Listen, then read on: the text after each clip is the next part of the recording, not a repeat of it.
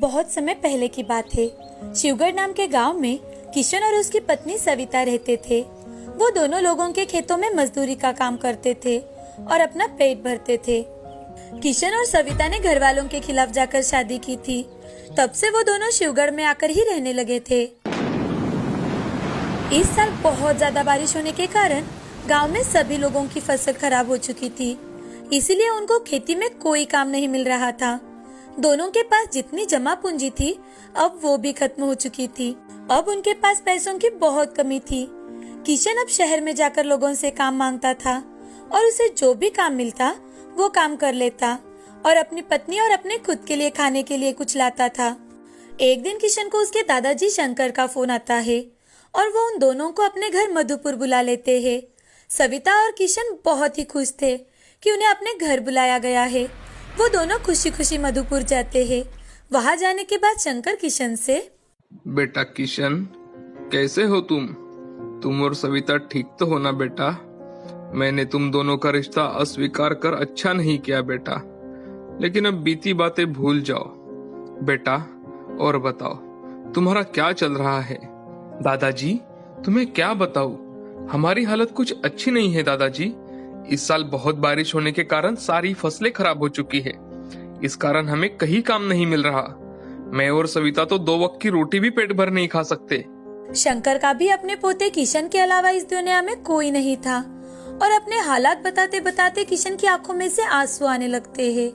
ये देख दादाजी। अरे बेटा, ऐसे मायूस मत हो। अब से तुम दोनों यहीं पर मेरे साथ रहोगे। हमारी इतनी अच्छी खासी जमीन है, उसी में मेहनत करो। दादाजी की बातें सुनकर सविता और किशन दोनों बहुत खुश हो जाते हैं। तभी सविता दादाजी से, क्या सच में दादाजी आपने हम दोनों को माफ कर दिया है? बेटी, मुझे अहंकार हो चुका था कि मैं एक गरीब घर की लड़की को अपने घर की बहू कैसे बनाऊं, लेकिन अब मुझे मेरी गलती समझ में आ गई है। इसलिए मैंने तुम दोनों को तुरंत यहाँ बुला लिया। मुझे विश्वास था तुम दोनों जरूर वापस आओगे। दादाजी, हमें माफ कर दीजिए। आपने हमें घर से जाने के लिए कहा तो हम भी गुस्से में यहाँ से चले गए। हमने ये भी नहीं सोचा कि हमारे अलावा आपका भी कोई और नहीं है और न ही हमारा आपके अलावा कोई है। हमें माफ कर दीजिए दादाजी। देखो बच्चों, अब मैं बूढ़ा हो चुका हूँ, मुझसे अब कोई काम नहीं होता। मैं सोच रहा था हमारे स्ट्रॉबेरी के जो बागाने हैं उसमें हमें हर साल स्ट्रॉबेरी की बहुत सारी उपज होती है, लेकिन अब मुझसे बागाने की देखभाल नहीं होती। मुझे लगता है तुम दोनों मिलकर अब हमारी स्ट्रॉबेरी के बागाने की देखभाल करो। जी दादाजी, हम दोनों स्ट्रॉबेरी के बागान की अच्छे से देखभाल करेंगे। आप बिल्कुल चिंता मत कीजिए। बेटे, हमारे बागाना की स्ट्रॉबेरी बहुत ही मीठी और रसीली है। तुम स्ट्रॉबेरी बेचकर अपना और अपने परिवार का अच्छे से ख्याल रख सकते हो। मेरा क्या है, मैं आज हूँ कल नहीं। ये सारी प्रॉपर्टी तो तुम्हारी ही है बेटा। आज नहीं तो कल तुम्हें ही ये सब संभालना है। ठीक है दादाजी, आप जैसे कहेंगे मैं ठीक वैसा ही करूँगा। अच्छी बात है। चलो, कल मैं तुम दोनों को अपने साथ स्ट्रॉबेरी के बागाने में ले चलूंगा। दूसरे दिन सुबह जल्दी उठकर दादाजी किशन और सविता के साथ स्ट्रॉबेरी के बागान में चले जाते हैं। बागान देखकर किशन और सविता बहुत खुश हो जाते हैं। बागान में स्ट्रॉबेरी के पौधों को छोटी छोटी स्ट्रॉबेरी लगी हुई थी। उसे देख सविता, अरे वाह, कितनी सारी स्ट्रॉबेरी लगी है और कुछ तो लाल भी होने वाली है। दादाजी, आज से ही मैं और सविता मिलकर बागान का काम शुरू कर देते हैं। अब वक्त आ चुका है कि बचपन से लेकर आज तक आपने मुझे जो सिखाया है उसे असल में इस्तेमाल कर सकूं। किशन और सविता दोनों मिलकर अब दादाजी की देखरेख में बागान संभालने लगते हैं। अब कुछ ही दिनों में स्ट्रॉबेरी पककर तैयार हो जाती है। किशन और सविता अपने ही गांव के कुछ लोगों को अपने साथ लेकर स्ट्रॉबेरी की छोटी छोटी बॉक्स में पैकिंग करते हैं और किशन उन बॉक्स को शहर ले जाकर बेचने लगता है। स्ट्रॉबेरी किसी व्यापारी को ना बेचकर किशन खुद ही उन्हें शहर जाकर बेचता था, तो उसे अच्छे पैसे भी मिलने लगे थे। अच्छा मुनाफा देख किशन मन ही मन, ये सब दादाजी की वजह से ही हो रहा है। आज मैं और सविता एक बेहतर जिंदगी बिता पा रहे हैं। अगर दादाजी ने हमें घर नहीं बुलाया होता तो हम कभी अपने बागान में काम नहीं कर पाते। और ना ही इतने पैसे कमा पाते। किशन अब अपनी सारी जिम्मेदारियां अच्छे से निभा रहा था। ऐसे ही वक्त गुजरता गया। 6 महीने बीत जाने के बाद अब फिर से पौधों को स्ट्रॉबेरी लग चुकी थी। सविता और किशन स्ट्रॉबेरी के पौधों की अच्छी तरह से देखभाल करते थे। वो बहुत ज्यादा मेहनत करते थे और स्ट्रॉबेरी तैयार होते ही स्ट्रॉबेरी के बॉक्स बनाकर शहर ले जाते थे। अब किशन की स्ट्रॉबेरी के चर्चे सभी जगह होने लगे थे। सब लोग किशन की ही स्ट्रॉबेरी लेना पसंद करते थे। लोग दूर दूर से स्ट्रॉबेरी लेने के लिए किशन के घर आने लगे थे। साथ ही किशन के कारण गांव के कई बेरोजगार लोगों को रोजगार भी मिला था।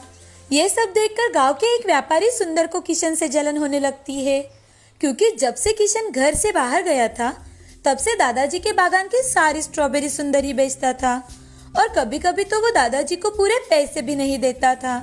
अब सुंदर मन ही मन, अरे यार, ये किशन कहाँ से बीच में आ गया? स्ट्रॉबेरी बेचने का काम मेरा था। इस किशन की वजह से मेरा सब प्रॉफिट इस साल भी चला जाएगा। मुझे कुछ ना कुछ तो करना ही चाहिए। ये सब सोचकर सुंदर रात के समय अपने 2 दोस्तों को लेकर किशन के स्ट्रॉबेरी के बागान में आता है और सारे स्ट्रॉबेरी के पौधों के ऊपर जहरीली दवाइयां डाल देता है और वहां से भाग निकलता है। दूसरे दिन सुबह किशन और सविता अपने बागान में आते हैं तो देखते हैं कि स्ट्रॉबेरी के सारे पौधे मुरझाकर मर चुके हैं। हे भगवान, ये सब क्या हुआ है? पौधे मुरझाकर स्ट्रॉबेरी काली क्यों पड़ चुकी है? कल शाम तक तो सब कुछ अच्छा था। अचानक से रात में ऐसा क्या हो गया कि ये सब खराब हो गए? किशन और सविता बहुत अफसोस करते हैं। उनकी आंखों में से आंसू आने लगते हैं। वो सोचने लगते हैं कि वो दोनों स्ट्रॉबेरी के बागान की अच्छी तरह से देखभाल कर ही नहीं पाए। दोनों रोते हुए घर जाने के लिए निकलते हैं। उन्हें उदास देख सुंदर बहुत खुश हो जाता है और मन ही मन, ले ले और बेच स्ट्रॉबेरी। अब तुम्हें समझ आएगा बेटा। अगर मुझे स्ट्रॉबेरी बेची होती तो तुम्हें कुछ न कुछ तो पैसे मिले होते। घर आने के बाद किशन और सविता सारी बातें दादाजी को बताते हैं। अरे, ऐसे कैसे हो सकता है? तुम दोनों मेरे साथ चलो। हम साथ जाकर स्ट्रॉबेरी का बगाना देख कर आते हैं। दादाजी, उधर जाने का कोई फायदा नहीं है, क्योंकि सब पौधे खत्म हो चुके हैं। कुछ भी नहीं बचा। लेकिन फिर भी मुझे देखना है। चलो, हम अभी बागाने की ओर चलते हैं। दादाजी को लेकर किशन और सविता बागान में जाते हैं। पौधों को देख दादाजी, अरे, यहाँ तो सब कुछ बर्बाद हो गया है। सब स्ट्रॉबेरी के पौधे खत्म हो चुके हैं और स्ट्रॉबेरी भी काली पड़ चुकी है। इस पर जरूर कुछ जहरीले औषधियों का छिड़काव किया गया है। लेकिन दादाजी, हम तो बागान में कभी किसी औषधियों का इस्तेमाल नहीं करते। हाँ, लेकिन ये हुआ है बेटा। ये मेरा तजुर्बा कह रहा है। यहाँ जरूर किसी ने जहरीली औषधियाँ छिड़काई है। किशन और दादाजी दोनों बागान में घूम रहे थे। तभी किशन की नजर एक छोटे से स्ट्रॉबेरी के पौधे पर पड़ जाती है। वो पौधा बिल्कुल हरा था। उसे देख किशन, दादाजी यहाँ आइए। ये देखिए, ये पौधा तो अभी भी बिल्कुल हरा है और उसे छोटी छोटी स्ट्रॉबेरी भी है। बिल्कुल जला नहीं है। मैं अभी पानी लाकर इसे डालता हूँ। किशन बेटे, तुम एक काम करो। इस पौधे के साथ साथ सारे पौधों को भी पानी डालकर देखो, शायद कुछ बन पाए। सारे स्ट्रॉबेरी के पौधों को पानी डालकर अब तीनों घर चले जाते हैं। दूसरे दिन हमेशा की तरह सविता और किशन बागान को देखने के लिए आते हैं तो देखते ही रह जाते हैं, क्योंकि पूरे स्ट्रॉबेरी के पौधे अब फिर से हरे भरे हो चुके थे और पौधों को लाल लाल स्ट्रॉबेरी भी लग चुकी थी। ये देख सविता, अरे ये कैसा चमत्कार है! सारे पौधों को फिर से स्ट्रॉबेरी लगी है और वो भी पहले से कई ज्यादा लगी है। पता नहीं ये सब क्या हो रहा है हमारे साथ। लेकिन परसों मैंने एक छोटा सा स्ट्रॉबेरी का पौधा देखा था जो बिल्कुल हरा भरा था। कहीं वो कोई जादुई पौधा तो नहीं था? हाँ, मुझे लगता है वो कोई जादुई पौधा होगा, तभी तो हमारे सारे पौधे हरे हो गए हैं और स्ट्रॉबेरी भी लाल हो चुकी है। किशन को सविता की सारी बातें सच लगने लगती है।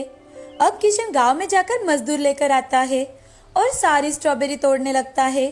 तभी एक आवाज आने लगती है, किशन। किशन! किशन और सविता इधर उधर देखने लगते हैं, क्योंकि यह आवाज सिर्फ उन दोनों को ही आ रही थी, तो वो थोड़ा घबरा जाते हैं। और किशन, कौन कौन बोल रहा है? घबराओ मत, मैं वही स्ट्रॉबेरी का पौधा हूँ जो तुमने कल देखा था। तुम दोनों बहुत अच्छे हो, तुमने हमारा बहुत ख्याल रखा है और कई गांव के बेरोजगार लोगों को तुमने रोजगार दिलवाया है, अच्छी राह पर लाया है। तभी तो तुम्हारे सारे स्ट्रॉबेरी के पौधे तुम्हें वापस मिल गए हैं। तुम जब जब स्ट्रॉबेरी तोड़ोगे तो इन पौधों को वापस उतनी ही स्ट्रॉबेरी आ जाएगी। लेकिन अगर किसी ने फिर से इस पर जहरीली औषधियों का इस्तेमाल किया तो क्या होगा? तुम चिंता मत करो, अब ये नामुमकिन है, क्योंकि जो भी हमें नष्ट करने आएगा वो इस बागान के बाहर ही नहीं जा पाएगा, यही घूमता रह जाएगा। किशन जादुई स्ट्रॉबेरी की बातें सुनकर बहुत ज्यादा खुश हो जाता है और सारी स्ट्रॉबेरी बॉक्स में भरवाने का काम शुरू करता है और शहर में लेकर चला जाता है। ये सब देखकर सुंदर की आंखें फटी की फटी रह जाती है। सुंदर बड़े ही अचरज में पड़ जाता है। अब वो अगली रात फिर से अकेले बागान में आ जाता है। अरे अरे, ये कैसे हो सकता है भला? पौधे फिर से हरे कैसे हो गए? मैंने तो इन पर जहरीली औषधियों का इस्तेमाल किया था। एक पौधा भी बचना मुमकिन नहीं था। इतना ही नहीं बल्कि कि इसकी आगे की फसल भी अच्छी नहीं आनी चाहिए थी। ऐसा कहकर सुंदर फिर से पौधों के ऊपर जहरीली दवाइयाँ डालने लगता है। दवाइयाँ डालकर सुंदर वहाँ से निकलने की कोशिश करने लगता है, लेकिन वो वहाँ से निकल ही नहीं पाता। वो वहीं पर घूमते रह जाता है। जब किशन अपने सारे स्ट्रॉबेरी बेचकर दूसरे दिन सुबह घर लौट रहा था, तो देखता है कि सुंदर उसके बागान में घूम घूम कर नीचे गिर गया है। अब किशन को सारी बात समझ में आ जाती है। उसकी फसल बर्बाद करने वाला और कोई नहीं बल्कि सुंदर ही है। किशन सुंदर के पास जाता है, तभी सुंदर को होश आ जाता है और होश आते ही सुंदर, किशन, तुम्हारे बागान में ऐसा क्या है भाई कि मैं यहाँ से बाहर ही नहीं निकल पा रहा हूँ? मुझे माफ कर दो, मैंने ही तुम्हारे बागान को खराब कर दिया था। अब मैं कभी तुम्हारे स्ट्रॉबेरी के बागान की ओर नहीं देखूंगा, मुझे माफ कर दो। किशन से माफी मांगने के बाद ही सुंदर बागान से बाहर निकल पाता है। सुंदर डर के मारे भागते हुए वहाँ से चला जाता है। दूसरी ओर किशन खुश होकर घर जाता है और हंस हंस कर सारी बातें दादाजी को और सविता को बताता है। सहारनपुर नाम के गांव में विकास अपनी पत्नी शोभा के साथ रहता था। वो बहुत ही ज्यादा धनवान था। उसे रतन नाम का एक बेटा था। उनके घर के पास ही एक राधा नाम की औरत अपने पोते चिराग के साथ रहती थी। चिराग के माँ बाप बचपन में ही गुजर चुके थे, इसीलिए चिराग अपनी दादी के साथ ही रहता था। राधा लोगों के घर के काम करती थी। गरीब होने के बावजूद राधा ने चिराग को अच्छे स्कूल में डाला था। चिराग और रतन एक ही स्कूल में पढ़ते थे। उन दोनों की उम्र भी एक ही थी, इसी कारण वो दोनों एक साथ ही खेलते थे। लेकिन दोनों बच्चे एक साथ खेल रहे हैं, ये विकास को बिल्कुल पसंद नहीं था। एक दिन विकास रतन से, बेटा, तुम्हें खेलने के लिए अपना घर खिलौनों से भरा हुआ है, तुम यहाँ आराम से खेल सकते हो, तो फिर तुम उस चिराग के साथ क्यों खेलते हो? पिताजी, आप तो जानते हो चिराग मेरा अच्छा दोस्त है, वो मेरे लिए कुछ भी कर सकता है। उसकी दादी लोगों के यहाँ घर काम करती है, तो तुम उसके साथ क्यों खेलते हो? उसने तुम्हारे कीमती खिलौनों से खेलने के लिए और चुराने के लिए तुमसे दोस्ती की है। तुम्हारा उसके साथ खेलना मुझे बिल्कुल पसंद नहीं है। मैंने अगर दोबारा तुम्हें उसके साथ खेलते हुए देखा तो याद रखना, तुम्हारी खैर नहीं। रतन रोते हुए अपनी माँ शोभा के पास चला जाता है। तभी शोभा रतन से, अरे बेटा, क्यों रो रहे हो? क्या हुआ? तुम्हें क्या चाहिए? पापा तुम्हारे लिए अच्छा सा टेडी बियर लेकर आएंगे। पापा ने कही सारी बातें रतन अपनी माँ शोभा को बताता है। तभी शोभा उसे उसके पसंद का चॉकलेट देती है और शांत कराती है। अब जब चिराग रतन से खेलने के लिए आता है तो रतन चिराग को सारी बात बता देता है और उसके साथ खेलने से मना कर देता है। तो चिराग घर उदास होकर लौटता है।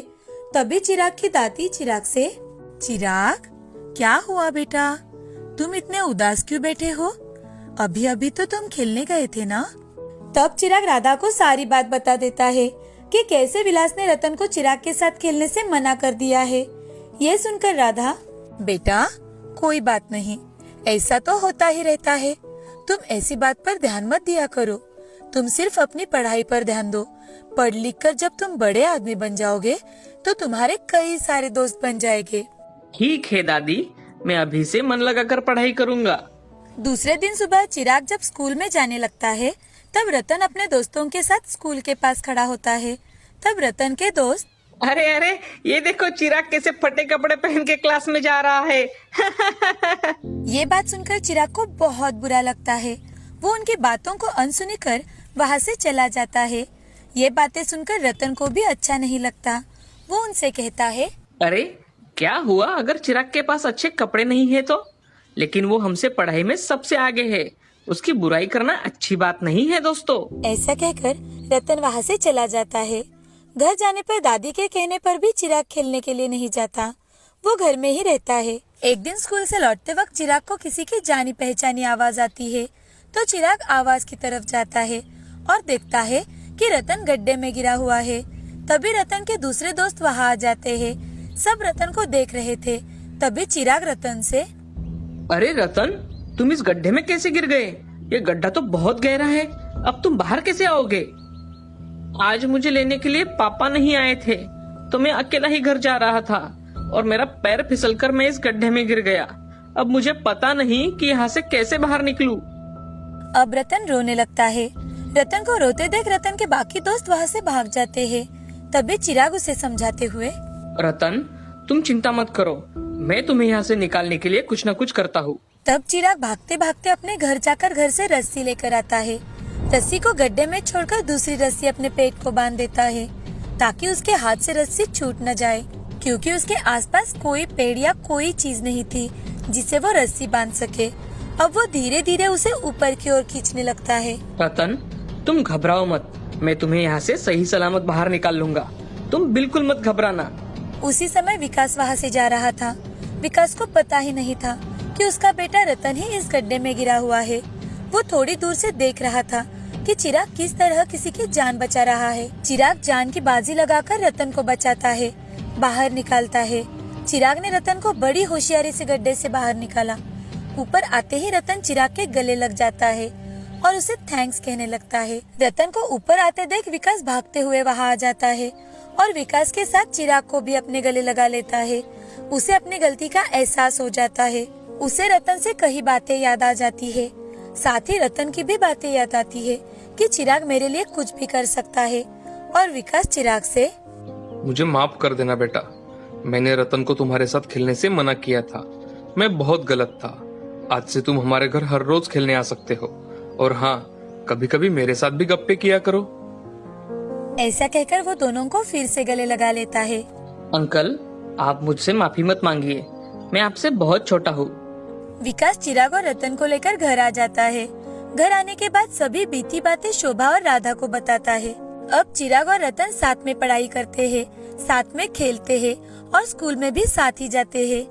अब विकास रतन के साथ साथ चिराग के लिए भी कभी कभार कपड़े खरीदने लगा। उसे अपने साथ पार्टीज में भी ले जाने लगा। अब सब अपने अपने घर खुशी खुशी रहते हैं। अब रतन और चिराग दोनों गहरे दोस्त हो जाते हैं।